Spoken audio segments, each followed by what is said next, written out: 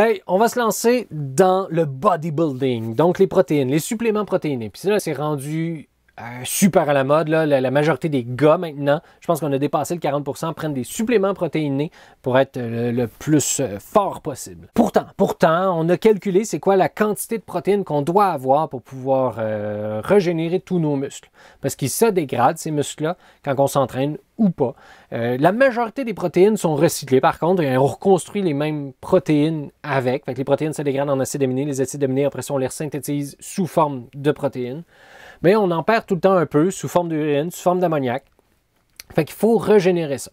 Fait qu'on est capable d'estimer, grosso modo, c'est quoi la quantité de protéines que vous devriez prendre par jour. Fait que vous prenez votre masse en kilogrammes, vous le multipliez ça par 0,8 grammes par kilogramme, puis ça va vous donner votre quantité de grammes pour une personne adulte normale, qui n'est pas en croissance, qui fait légèrement de l'exercice physique, puis ça va vous donner, c'est ça, la quantité en grammes de protéines que vous devriez prendre par jour. Si vous étiez un athlète d'endurance, il faudrait le multiplier par entre 1,2 et 1,4. Pour un athlète de force musculaire, c'est multiplié par 1,6 à 1,7. Il y en a même qui disent encore plus que ça. Or, en ce moment, une alimentation typique amène quasiment suffisamment de protéines pour être un haltérophile olympique. En ce moment, la moyenne canadienne prend déjà suffisamment de protéines pour être quasiment un haltérophile olympique. C'est assez intense, là. On a déjà énormément de protéines dans notre assiette, nous, Canadiens. Fait que, est-ce que ça aide vraiment? Il y a de quoi se poser des questions. Fait que, je suis allé sur Google Scholar. Je ne vous l'ai pas montré, c'est génial, Google Scholar. Avant, moi, j'utilisais PubMed, donc les publications médicales. C'est organisé ça par l'équivalent de Santé Canada, mais aux États-Unis. Ils répertorient toutes les publications scientifiques. C'est génial.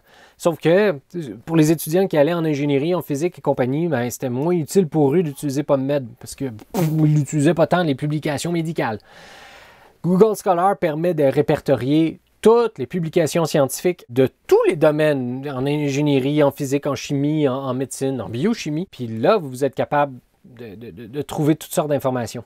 Hey, un type de publication que j'aime beaucoup, c'est les Systematic Review. Donc, c'est une revue systématique. Quand vous dites que vous faites une revue systématique, c'est de la job. Vous avez le devoir de regarder tout ce qui s'est fait par le passé pour faire une synthèse de tout ça. Ça vaut de l'or! C'est sûr, c'est de la science assez confortable. Vous êtes dans votre chambre, vous pouvez faire votre systematic review, puis ensuite vous le publiez. Mais c'est de la job quand même. Fait que j'ai mis protéines, systematic review. Je l'avais fait aussi pour antioxydants. Je l'ai fait pour tout plein de trucs. Fait que si j'ai mis protein, systematic review, il va me trouver toutes les systematic reviews qui ont été faites dont le sujet traitait des protéines. Fait que là, celui-là, il étudiait la protéine C-réactive. Et là, je clique sur le PDF, puis là, je vais avoir accès justement au PDF, à la publication scientifique de ce groupe-là. Mon Internet est vraiment très rapide, vous le voyez à quel point c'est extraordinaire. Accrochez-vous, ça s'en vient! Bon, OK. C'est entre autres pour ça que je fais pas des lives. Et là, vous avez accès à leur publication. Ah, ça serait plus compréhensible. OK, on arrête de perdre du temps là-dessus. Hey, publier un article scientifique, c'est pas évident. Je vous ai parlé de l'impact factor qu'il y avait chaque journaux, comme Nature, par exemple, a un excellent impact factor. Vient ensuite Science. Puis il y en a un qui en parle super bien des problèmes extrinsèques à la science sur la publication des résultats. Si vous connaissez pas Dirty Biology, puis Léo Grasset, il est débile. Ça vaut vraiment la peine d'aller l'écouter sur YouTube. Il fait le job à coche, il est scientifique à fond, puis il est drôle. Je l'aime bien. Vous pouvez aller jeter un coup d'œil. Moi, je suis tombé sur Effect of Protein Supplements on Muscle Damage, Soreness and Recovery of Muscle Function and Physical Performance à Systematic Review. Donc, ce qui m'intéressait, c'était de savoir si les protéines allaient faire en sorte que j'allais avoir des gros muscles ou j'allais être moins raqué, le soreness, et recovery of muscle function, donc être capable de recommencer à faire des entraînements plus rapidement, and physical performance, donc est-ce que je vais avoir des gros biceps à la fin, donc, ou améliorer mes performances physiques. Ils ont été pas mal déçus, hein, ces chercheurs-là. Ils ont commencé à chercher sur Internet, puis Colin, c'était juste pas mal des publicités, des annonces de gens qui voulaient vendre des protéines, qui retrouvaient. Ils ont juste trouvé 39 plus 6, 45 études qui traitaient d'une façon scientifique, dans des journaux scientifiques, sur l'effet des protéines sur le muscle damage, le physical performance and soreness. Fait que c'est pas beaucoup, ça, 45. On est loin d'un demi-million de personnes de tantôt, là. Sur ces 45-là, ils ont dû en exclure 9 parce qu'eux-mêmes, c'était des reviews. Tu fais pas des reviews de reviews de reviews. Tu vas aller chercher la nouvelle information.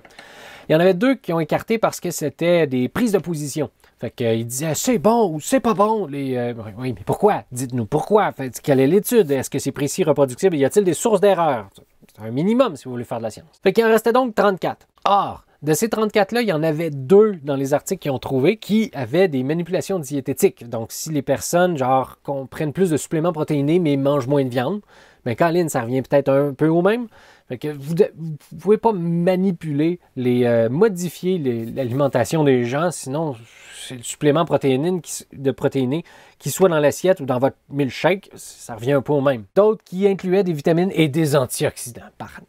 Il en restait plus juste 27. Fait qu'ils ont étudié les 27, ils ont tous mis dans des tableaux un après l'autre, puis ils mettaient à droite qu'est-ce qu'ils avaient conclu. Dans l'étude de Brain, ils étudiaient les personnes qui faisaient du vélo, ils donnaient soit juste une solution sucrée ou une solution sucrée avec des protéines dedans. Puis au niveau de muscle damage, c'était l'équivalent. Que vous preniez des protéines ou juste du sucre, quand on est raqué, c'est qu'il y a des cellules qui ont éclaté dans nos muscles, ils vont devoir se reconstruire. Des protéines qui se retrouvaient à l'intérieur de ces cellules-là, puisque les cellules ont éclaté et ces protéines-là se retrouvent dans le sang. Et on peut donc mesurer la quantité de ces protéines déchets-là. Fait que plus il y a ces protéines déchets-là, c'est que plus il y a eu de cellules qui ont éclaté dans mon entraînement. Fait qu'il mesurait donc la créatine kinase, la LDH, la myoglobine, des protéines qui typiquement se retrouvent habituellement dans les muscles. Comme les cellules éclataient, il était capable de savoir s'il y en avait beaucoup ou pas. Puis qu'ils prennent des protéines ou pas, ça revenait au même. Désolé. Puis au niveau s'ils sont raqués, ceux qui prenaient des protéines, ça revenait au même, égal, que ceux qui prenaient des carbones hydrates. Donc, l'appellation anglaise pour des sucres. Muscle function, donc, est-ce que, en prenant plus de protéines, est-ce qu'ils s'amélioraient davantage que ceux qui n'en prenaient pas? Ils arrivaient à égal, malheureusement. Ça, c'est la première étude. Berkeley, il disait que c'était égal prendre un placebo protéine, égal placebo protéine. Ah, protéines, c'est meilleur. Au niveau de l'entraînement, là, tu t'améliores plus si tu prends des protéines que de prendre un placebo. D'après Berkeley Health. Cermarc, l'étude de Cermarc, prendre des protéines ou jus de sucre, même affaire. Protéines ou jus de sucre, même affaire. Ferguson Stengall, prendre de la viande, prendre un placebo ou prendre du sucre, toute la même affaire. Prendre de la viande, c'est moins bon que prendre du sucre. Oh! Lui, il arrive à une conclusion opposée de celle-là. C'est pas mal comique. Hein? Ensuite, celle-là. Millard Stanford. C'est une étude qui disait que prendre des protéines, c'était moins bon que prendre du sucre. Prendre des protéines moins bon que du sucre, protéines égales au sucre. Et ça continue comme ça. Je les ai toutes compilées et ça donnait ceci. Ceux qui disent que ça n'aide pas les muscles au niveau des dommages, par exemple, ben, il y a 24 études sur 25 qui disent que ça n'améliore pas le muscle damage, mettons, de prendre des protéines. Les courbatures, hein, si t'es raqué, le muscle soreness, 21 sur 21 démontrent que prendre des protéines, ça n'aide pas. Puis pour ce qui est d'améliorer les fonctions physiques, il y en a 18 sur 27 qui démontrent que ça n'améliore pas les performances. Fait que on n'est pas mal sûr que ça aide pas sur les courbatures, les dommages. Est-ce que ça aide des fonctions? En tout cas, on ne peut pas dire noir sur blanc que prendre des protéines, ça vous aide. Là. Parce que la majorité des études vous démontrent que non, ça n'aide pas. Fait que les protéines ne sont pas magiques. C'est super simple. Si vous prenez des protéines, puis vous ne les utilisez pas, vous allez générer du gras ou tout simplement, c'est pas habituellement ce que vous vouliez faire. Mais bref, c'est des calories, là, des protéines. Seul l'entraînement gonfle les muscles. Puis la drogue, mais je vous le recommande pas. Moi, je tripais bien sur le baseball quand j'étais jeune, puis malheureusement, les lanceurs à l'époque passaient leur temps à faire des crises cardiaques parce qu'ils se droguaient à fond pour pouvoir avoir des gros muscles puis pitcher des balles plus fortes. Pas bonne idée. Faites pas ça. Ça tue. Fait que si vous êtes super en forme, vous êtes gros et fort, yes, ben c'est grâce à vous. Félicitations, c'est pas à cause des protéines que vous avez pris dans vos suppléments.